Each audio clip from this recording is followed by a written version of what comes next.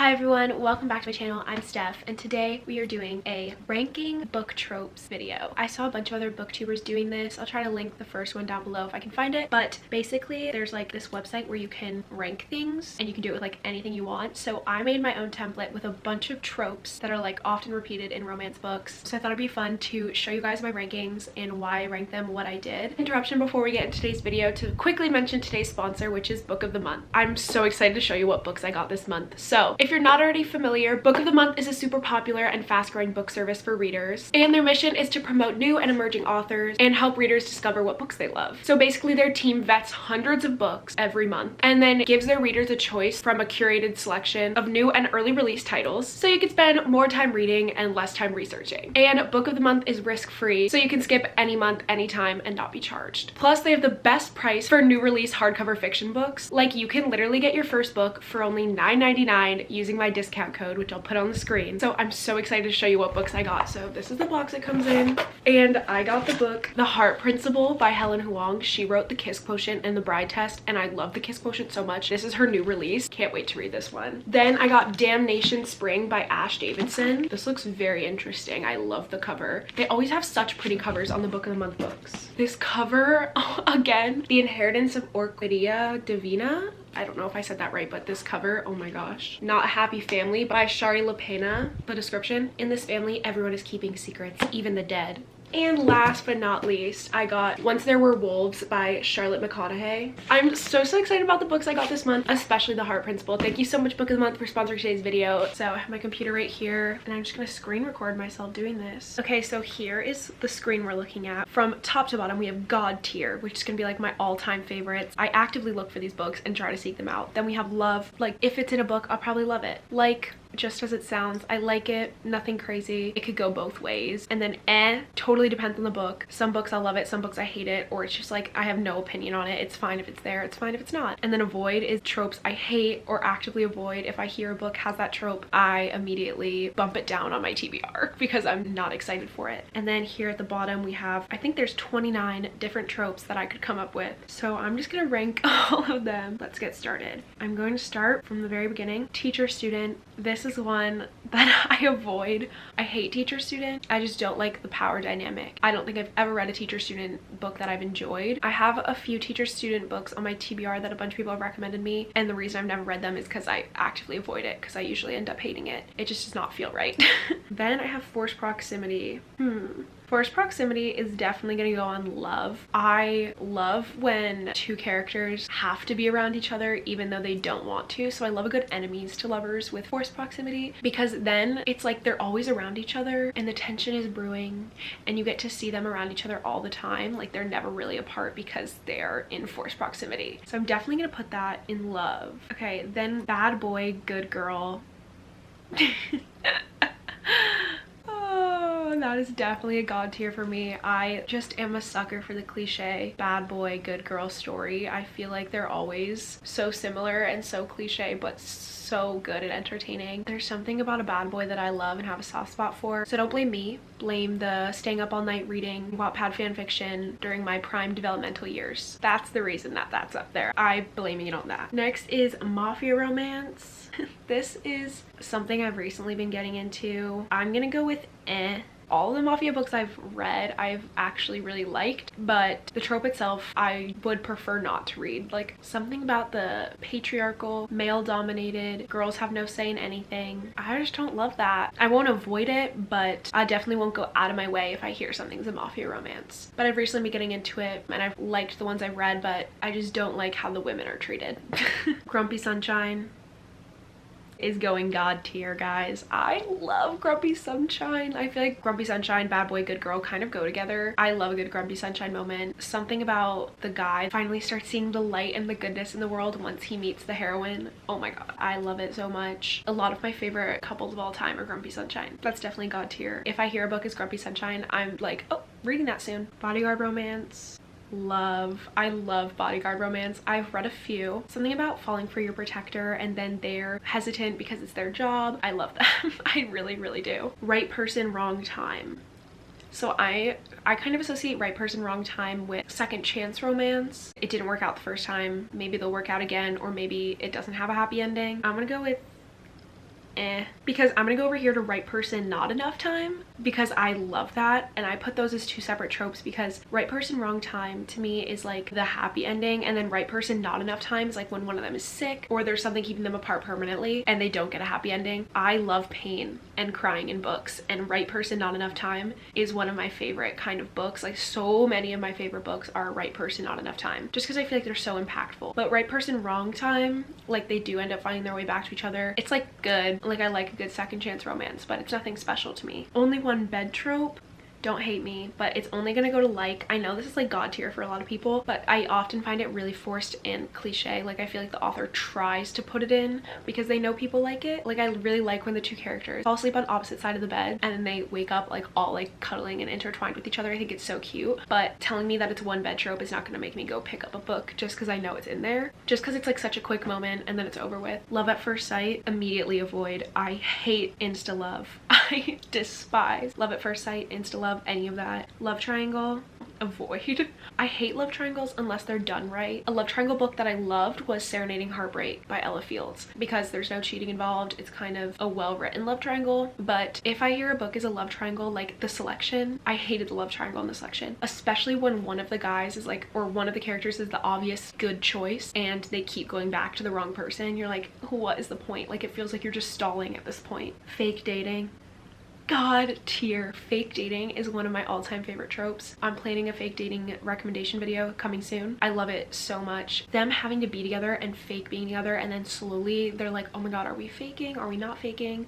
Is he feeling what I'm feeling? Was him holding my hand fake or was it real? I'm confused, and I just love the fake dating trope so much. Sports romance, I like it. Usually end up loving the book, but for other reasons besides the sports romance. Like, telling me it's a sports romance won't make me read it, because honestly, I don't care about the sports part. Like, in Off Campus, whenever they start talking about hockey, I'm like, I don't care. Go to the romance. So yeah, I like love a lot of sports romance books, but I love them for other reasons besides that they're sports romances. I do like it, but nothing crazy. Single parent, I'm gonna go with Usually you don't find out right away that one of the characters has a kid. It takes a little while, and then you're like, oh, they have a kid? Kind of kills the vibe. They can't just do whatever they want. It's like they have a whole nother responsibility. But I do love a few single parent trope books because I love seeing the other love interest like start getting close to the other person's kid. Like, I think it's so cute. But I typically wouldn't go for a single parent trope. So, accidental pregnancy, avoid. I do not like accidental pregnancy. Like, I don't want a child in this story. Like, I wanted you guys just to be together. I avoid it.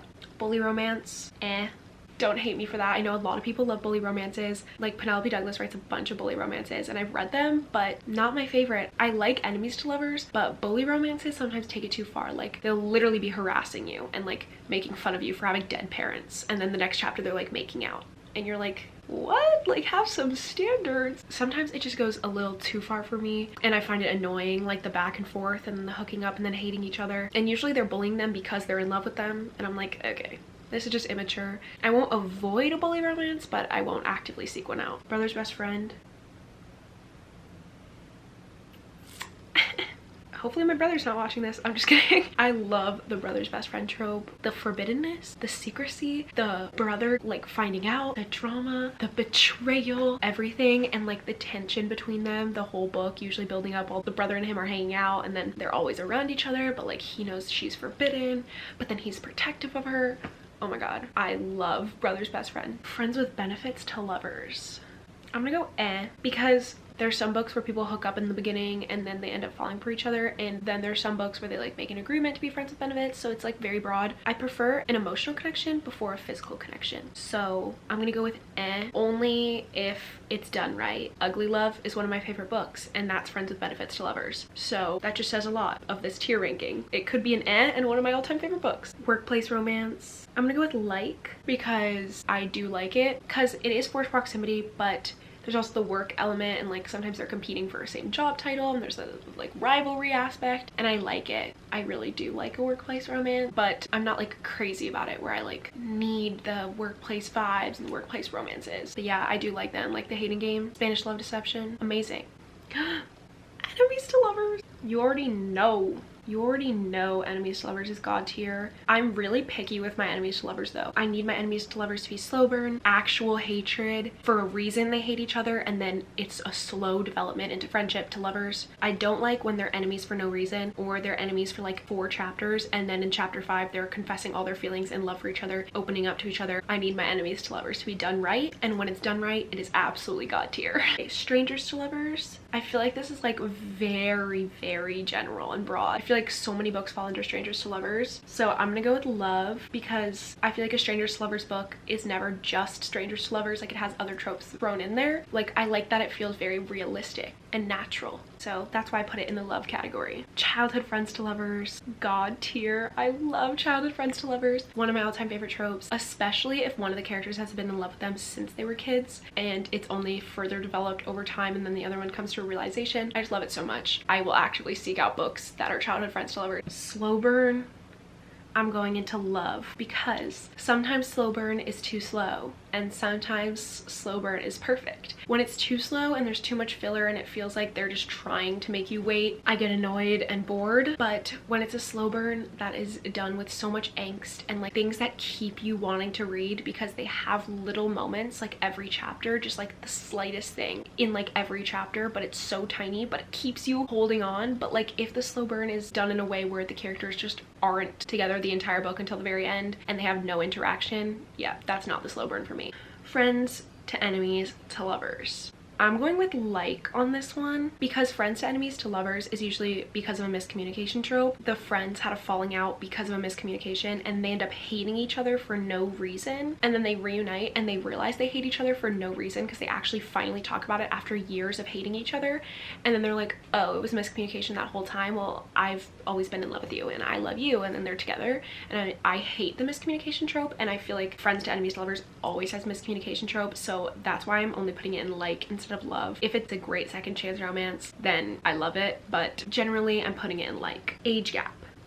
See, this is a hard one. Age gap really depends. I'm picky with my age gap. I'm gonna put it in like. It's between and like. I'm gonna put it in like because sometimes it's god tier and I love it, the forbiddenness, but then sometimes I avoid it at all costs, like teacher student, or when the character is too young that it feels not right. It goes both ways, and I feel like there's a fine line between what is okay in an age gap and what is not, and some books just really push that boundary and make me hate it. So I'm putting it in like because it's dead in the middle. It could be two extremes, god tier and avoid at all costs. One of us is famous. I'm gonna go like on this one. Nothing special to me. No books are really coming to mind when I think of this trope, but I feel like I do think it's an interesting element to have one of them being famous. It's an added aspect, but nothing I'm crazy about.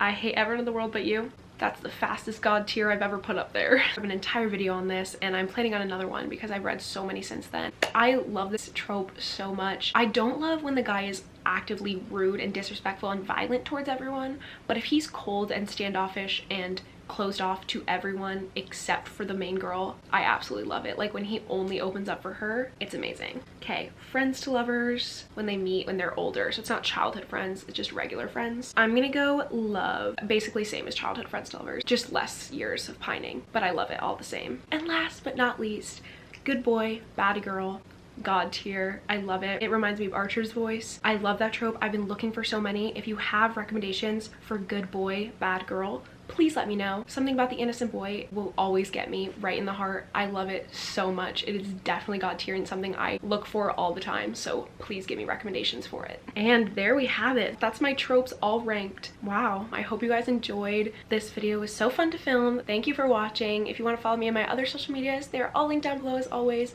and I'll see you in my next video very soon. Bye!